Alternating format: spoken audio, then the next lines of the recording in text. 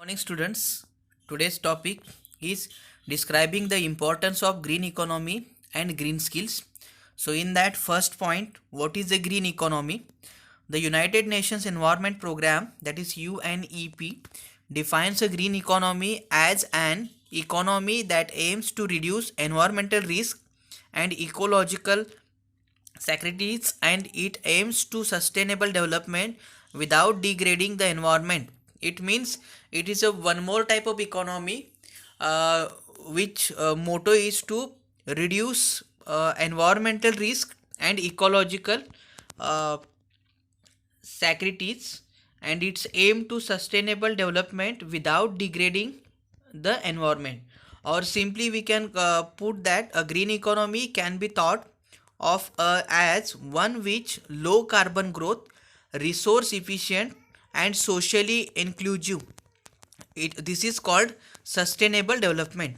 In a green economy, growth in income and employment should be driven by public and private investments. It reduces carbon emission and pollution, enhances energy and resource efficiency, and prevents the loss of biodiversity and ecosystem services. The green economy was central theme of the major United Nations Conference on Sustainable Development, that is a Rio Plus 20, held in Rio in June 2012. So based on conference, a green economy can be seen have the following sustainability development. One is environmental, second one is a social, third one is economic, and fourth one is the other. So based on other development, above development, here are 10 interrelated principles that cover key dimensions of green economy for a green planet.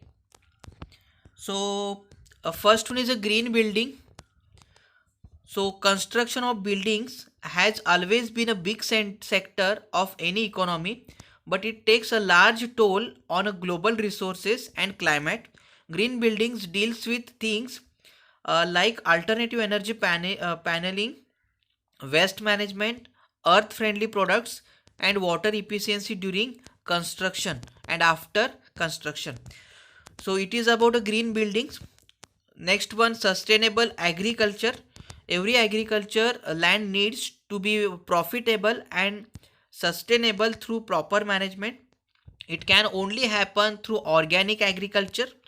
So when you grow your own veggies, eat in season and shop from local farmer market, you send a message to producers that you support a green economy for agriculture. It means when you use uh, organic agriculture instead of using fertilizers, pesticides in more amount, and also buy your vegetables from a local market, it will uh, give message that people are trying to work on a green economy for agriculture. Next one, fisheries. Overfishing in many parts of the world threaten to deplete future fish stock. We can avoid this by working now to promote sustainable fishing practices. Means while fishing also, you need to take care that no overfishing will be there, and there are some time, in that particular time we need to uh, not doing fishing because it is a growth period of that specific fishes. Next one, renewable energy or green energy. The current mainstream energy sources are oil, coal, gas, etc., and are not only harmful to health but also to environment. So you can help build a green economy by supporting clean, sustainable energy sources like hydropower, wind, solar, geothermal, waste and biomass gases, and becoming a model of energy efficiency. So next one is a green forestry. So deforestation accounts of close to 20% of world's greenhouse gas emission. So when you support certified sustainable forest products, you support a healthy environment and sustainable livelihood. So these types of woods cost more to produce but will be supplied by timber companies if there is a demand. Next one, green tourism. So tourism can be great for local economics, but not if it result in negative environmental and social impact. So when you support ecotourism, that is a form of responsible travel to natural areas which conserves the environmental and sustains the livelihood of local people. So clean transportation. So when you are driving alone in car, it environmentally and economically insufficient. Walking or riding a bike for short trips is good for your health, the environment too. So clean transportation means less dependency on fuel for vehicles, trains, etc. So when you choose alternative transportation methods like carpooling, train and other public transport which use hybrid or electric energy, then you can include in clean transportation sector. Then waste management, it is a major issue. The waste of the manage includes all forms of matter, gaseous, liquid, solid or radioactive matter from waste materials. When you are throwing something away, it means losing the chance to reuse material and can contribute to methane emission from landfills. You can recycle, reuse and reduce. It is called as a 3R, that is the recycle, reuse and reduce the waste material in proper way, and composting food waste reduces the impact of landfills as a well, and it demand on our natural resources to produce more materials. Next one, water management. So billions of people worldwide lack access to clean drinking water or improved sanitation services, and population growth the problem. Take small steps like water recycling, rainwater system, implementing rain garden, water purification and storm water planning, etc. So these have made the water management sector an important one for a green economy. And the last one, manufacturing and industry. So industry and manufacturing drive employment and economic growth in many countries. These industries directly discharge their water, wastewater and solid waste to nature and contribute to huge environment pollution and contamination. Support businesses that have sustainability plans, use eco labels and invest in renewable energy for a green economy. So when you visit our nearby MIDC, which is a Lote MIDC, you will see that what type of wastewater will be flowing and what type of gas pollution is there, and some areas there is a waste pollution is also there, or we can call it as the landfills. Next one, benefits and importance of green economy. So first benefit is environmental benefits, in that sustainable management of natural asset and resources, reduction in fossil fuel dependency, reduce greenhouse gas and other emission, reduction in air and water emission, better adaptation to climate change and reslicing to natural disasters, improved environmental quality, reduction in loss of biodiversity. Next point is the economical benefits. So the clean energy sector, it means of economic benefits. It has a potential to deliver on both environmental and economical objectives in a green economy. So let us see this one.